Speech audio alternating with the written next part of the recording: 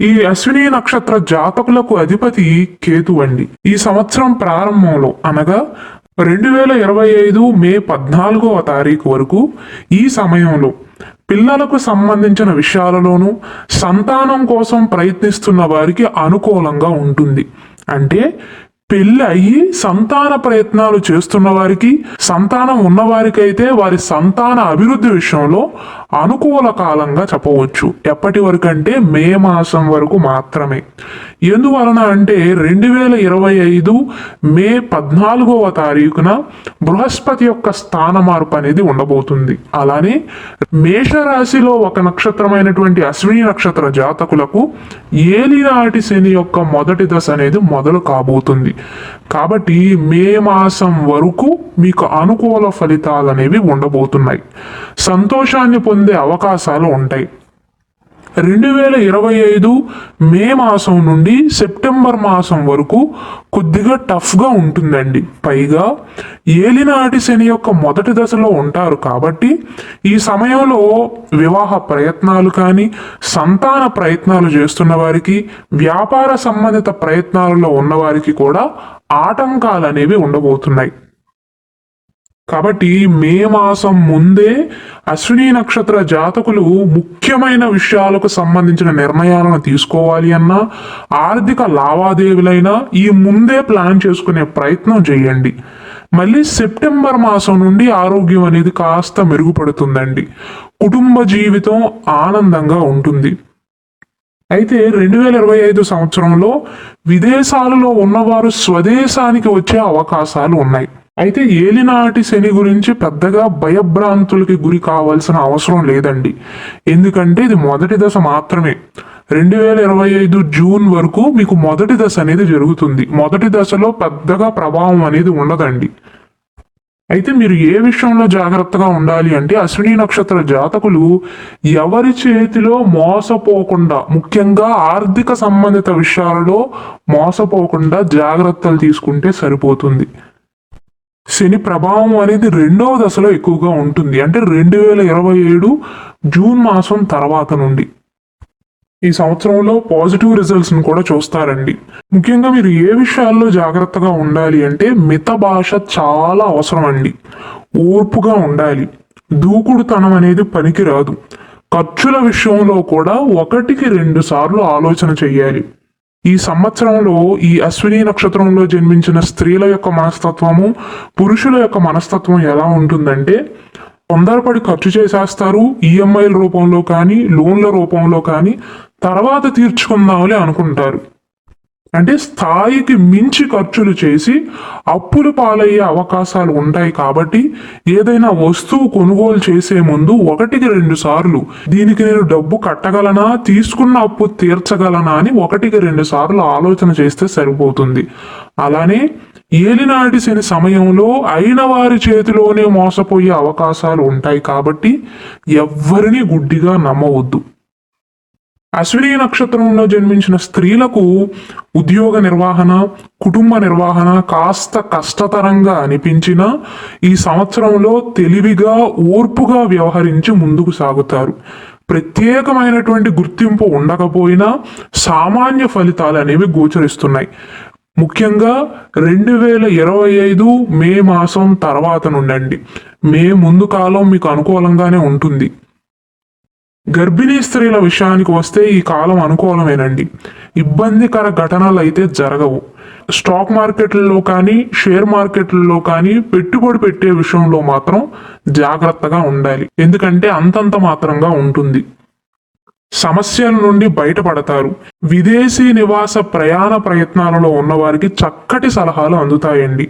ధైర్యంగానే ఉంటారు. కాకపోతే అశ్విని నక్షత్ర జాతకులను బాధకు గురి చేసే సంఘటనలు ఏవంటే, ఒకటి నేను ఇంతకు ముందు చెప్పినట్లుగా అయిన వారే పరాయి వారిలాగా మాట్లాడటం. రెండవది మీ ఆర్థిక వ్యవహారాలలో మూడవ వ్యక్తి వేలు పెట్టడం కానీ. మూడవది సకాలంలోనే కష్టపడి అన్ని పనులు పూర్తి చేసినా పెద్దగా గుర్తింపు రాకపోవటం మిమ్మల్ని కాస్త ఇబ్బంది పెడుతుందండి. అంతే తప్ప వృత్తిరీత్యా ఇబ్బందులు అయితే ఉండవు. ఒకవేళ అశ్విని నక్షత్ర జాతకులు కనుక ఆస్తి లావాదేవీలు కానీ భూమి యొక్క క్రయ విక్రయాలు చేద్దాము అనుకుంటున్నట్లయితే బెస్ట్ టైం అయితే మొదటి 3 నెలల సమయంలోనండి. అంటే జనవరి, ఫిబ్రవరి, మార్చ్ 28వ తారీఖు ముందు. ఈ 3 నెలల్లో మీ మైండ్ అనేది బాగా పనిచేస్తుంది.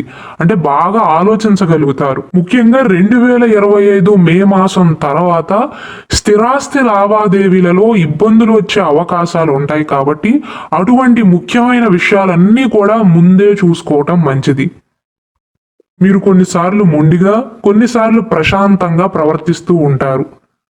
2025 సంవత్సరంలో శని భగవానుడి యొక్క స్థానాన్ని బట్టి చూసినట్లయితే ఆరోగ్యాన్ని జాగ్రత్తగా చూసుకోవాలి. మెయిన్గా మిమ్మల్ని ఎటువంటి సమస్యలు బాధిస్తాయి అంటే కాళ్ళ నొప్పులు, వెన్ను నొప్పుకు సంబంధించిన సమస్యలను ఎదుర్కొనే అవకాశాలు ఉంటాయి. అలానే బయట అతిగా తినటం కానీ, జంక్ ఫుడ్ని ఎక్కువగా తినటం వల్ల కూడా కడుపుకు సంబంధించిన అనారోగ్య సమస్యలతో అశ్విని నక్షత్ర జాతకులు బాధపడే అవకాశాలు ఉన్నాయి కాబట్టి తగిన జాగ్రత్తలను తీసుకోండి.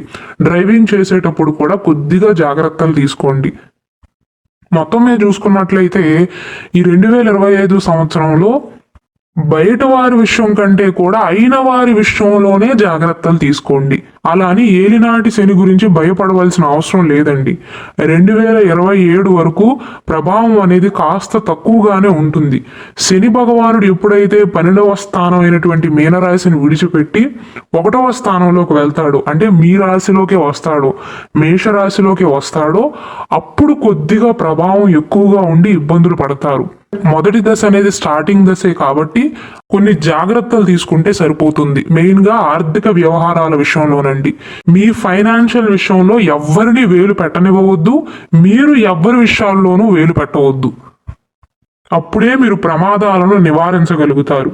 ఇక పరిహారాల విషయానికి వస్తే మెయిన్గా ఈ సంవత్సరంలో మీకు పెద్ద సమస్య ఏలినాటి శని యొక్క ప్రభావమే కాబట్టి శనికి సంబంధించిన వస్తువులను కనుక మీరు దానంగా ఇచ్చినట్లయితే శని ప్రభావం అనేది పూర్తిగా తగ్గకపోయినా నెగిటివ్ ఎఫెక్ట్ అనేది కాస్త తగ్గుతుందండి. అయితే ప్రేక్షకులు గమనించవలసింది, శని భగవానుడు యజ్ఞాలు చేసినా, యాగాలు చేసినా, ఎన్నో డబ్బులు ఖర్చు పెట్టి పూజలు చేసినా పెద్దగా సంతృప్తి చెందడు. ఎందుకంటే శని భగవానుడికి కావాల్సింది క్రమశిక్షణ మాత్రమేనండి. అందుకే జ్యోతిష శాస్త్రం ప్రకారం శనిని కర్మకారకుడు అంటారు. అంటే కర్మ ఫలితాలను అందజేసే గ్రహం అన్నమాట. మరి శనికి ఏం చేస్తే సంతృప్తి చెందుతాడు అన్న సందేహం మీకు రావచ్చు. ఇంట్లో పెద్దవారిని గౌరవించండి. నాకు సంబంధం లేదు అనుకున్న విషయంలో వేలు పెట్టవద్దు. నాది కాదు అనుకున్న సొమ్ముకు ఆశపడవద్దు. క్రమశిక్షణతో ఉంటే శని భగవానుడు ఏమీ చెయ్యడు. ఎందుకంటే జ్యోతిష శాస్త్రం ప్రకారం శని భగవానుడు తండ్రి లాంటి వాడండి. కటువుగానే ఉంటాడు కానీ స్కూల్లో టీచర్ లాగా మంచి చేయటానికి ప్రోత్సహిస్తాడు. కరెక్ట్ పాత్రలో నడిపిస్తాడంతే. అది మనకు కాస్త ఇబ్బందికరంగా అనిపిస్తుంది కానీ ఏలినాటి శని దశలో మనం చేస్తున్న పనులన్నిటికీ కూడా తర్వాత ఖచ్చితంగా ప్రతిఫలం అనేది ఉంటుంది.